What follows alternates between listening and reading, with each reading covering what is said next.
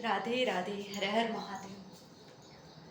आज एक छोटी सी कहानी मैं उन सारी नारियों को समर्पण करना चाहती हूँ जो बेटी को जन्म देती हैं। उनका लालन पालन बड़े सौभाग्य से, बड़े गर्व से करती हैं। मैंने एक छोटी सी कहानी के माध्यम से एक माँ का अपने बेटे के प्रति क्या उदारता और क्या भाव है और किस प्रकार वो रखती हैं, आइए सुनते हैं और समझते हैं। सभी को जय श्री कृष्णा, हर हर महादेव।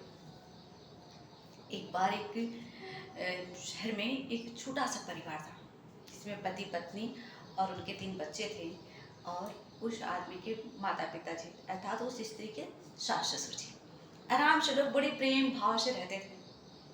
पर कभी कभी अचानक उसकी बीवी ना बड़ी विचलित सी हो जाती थी, बड़े बेचैन हो जाती थी। उसकी विचलितता का, इसकी परेशानी का कारण उसके पति, उसकी सास, उसके ससुर जी हमेशा पूछते थे, पर उसे खुद नहीं समझ में आता था कि वो ऐसा क्यों हो रहा है उसको।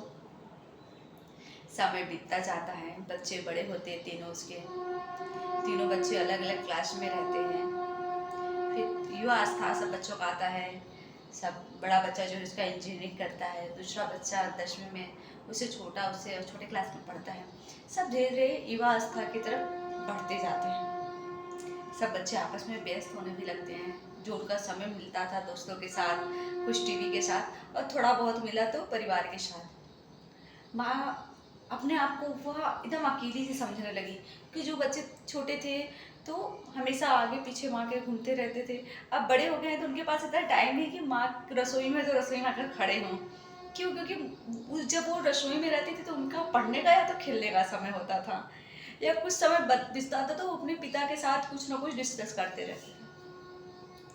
तो वह अधिक ज़्यादा और बेचैन होने लगती थी। एक दिन बहुत उदास थी तो उसके पति उससे पूछे, तुम अब पहले से ज़्यादा बेचैन और उदास रहने लगी, क्या बात है? तो वो बोलती, क्या मैं आपसे कुछ अपनी खुशी के लिए कुछ मांगू तो क्या आप देंगी क्या? वो बोले, हाँ हाँ, क्यों नहीं, बोलो तो सही। उसने कहा, मैं एक छोटी सी नन्ही सी बिटिया गोद ले लूँ क्या? पिता, उसका पति बड़ा आश्चर्य से उसको देखता है, कुछ पूछना चाहता है तो बोलती, प्लीज़ कोई सवाल ना करिएगा, बच्चों से और माता पिताजी से एक बार अब बात करिए। वो उसके पति अगले दिन अपने बच्चों से और अपने माँ बाप से बात करते हैं। किसी को कोई एतराज़ नहीं होता है, फिर भी सबके मन में एक सवाल आता है कि जो औरत 3 बार माँ बनी है, माँ तत्व को अनुभव किया है, फिर भी उसको एक बेटी का चाह क्यों? उसके पति एक जाते हैं अनाथ आश्रम से, एक छोटी सी बच्ची 1.5 साल की बिटिया लेकर आते हैं। उसके आने की खुशी में एक समारोह रखते हैं जिसमें अपने रिलेशन वालों को, अपने जान पहचानों को बुलाते हैं। तब जब सब लोग जुटते हैं, सबके मन में ये सवाल था कि इनके 3 बच्चे होने के बाद भी एक छोटी सी बिटिया क्यों? इन सवालों को वो सबके अंतर मन में चल रहा था। वह स्त्री सबके भाव को देखकर समझ जाती है कि सब क्यों जानना चाहता है, क्या जानना चाहता है। तो वो बड़े प्यार से, आदर से सबसे कहती है, आप अगर थोड़ा सा टाइम हो तो मैं आप लोगों के सवालों का जवाब देना चाहती हूँ, जो आप पूछ तो नहीं पा रहे हैं लेकिन मैं फिर भी बताना चाहूँगी। वो बताती है कि मैंने 3 बच्चों को जन्म दिया, 3 बेटे हैं मेरे, और मुझे गर्व भी है कि मेरे पति के वंश को आगे बढ़ाने के लिए मेरे 3 संतान हैं। पर मैं हमेशा एक अजीब सी बेचैनी होती थी कि मेरे बच्चे तो हैं पर मेरी परछाई स्वरूप किसी में नहीं है, मेरी अपनी परछाई नहीं दिखती। जब मैं 1.5 साल की बिटिया लाई ना तो मुझे ऐसा लगा मेरी परछाई आई है, क्योंकि एक लड़की में ही सृजन करने की शक्ति होती है, वो शक्ति स्वरूपा होती है, वह माँ की परछाई कहलाती है, माँ का स्वरूप कहलाती है। कहीं भी जब ये चाहेगी तो सभी लोग मेरे स्वरूप का वर्णन उसके स्वरूप में करेंगे। मैं ना रहूँगी फिर भी मेरी प्रतिमा, मेरी छवि, मेरी परछाई जैसी वो लगेगी। इसलिए मैंने इस छोटी सी बिटिया को गोद लिया।